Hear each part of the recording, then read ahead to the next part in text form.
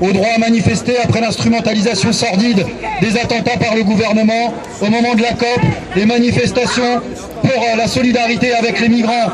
On sait que l'état d'urgence, c'est pas simplement que le danger de la constitutionnalisation, c'est aussi un projet de loi, c'est surtout une instrumentalisation politique.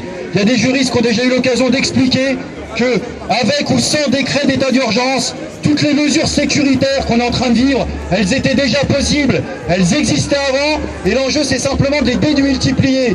C'est démultiplier la criminalisation du mouvement social, c'est s'attaquer aux syndicalistes, c'est aller dans le climat ambiant de l'islamophobie actuelle, c'est s'attaquer aux militants des quartiers populaires qui militent contre les violences populaires, c'est ceux et celles qui s'agitent en solidarité avec les migrants, c'est tous les syndicalistes qui prennent des conseils de discipline et qui terminent en tôle. C'est ça cette bataille-là, avec ou sans constitutionnalisation, il faudra la battre. Alors aujourd'hui on a rétabli de fait le droit de manifester, et je terminerai sur une chose, parce qu'à un moment il y a des convergences de mobilisation.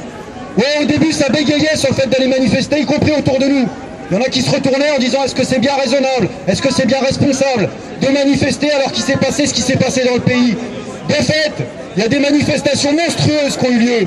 Il y en a d'autres qui sont en préparation sur la loi travail. Et je crois que le meilleur moyen de faire tomber définitivement l'état d'urgence, c'est d'avoir une mobilisation d'ensemble, celle que réclame aujourd'hui la politique du gouvernement, c'est-à-dire une grève générale qui mette à bas la loi du travail et qui remette la question sociale.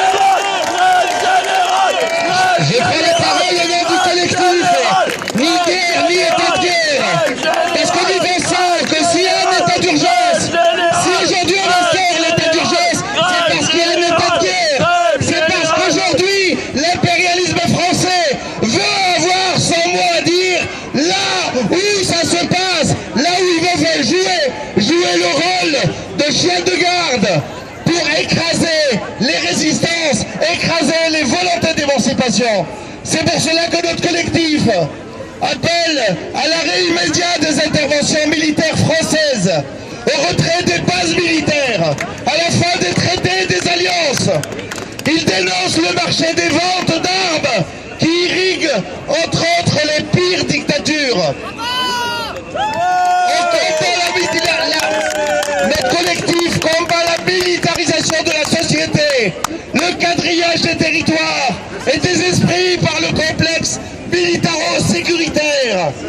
Et on soutient, parce qu'effectivement, il ne peut pas y avoir de lutte contre les guerres sans un soutien à l'autodétermination des peuples, en apportant notre solidarité aux forces de résistance et d'émancipation.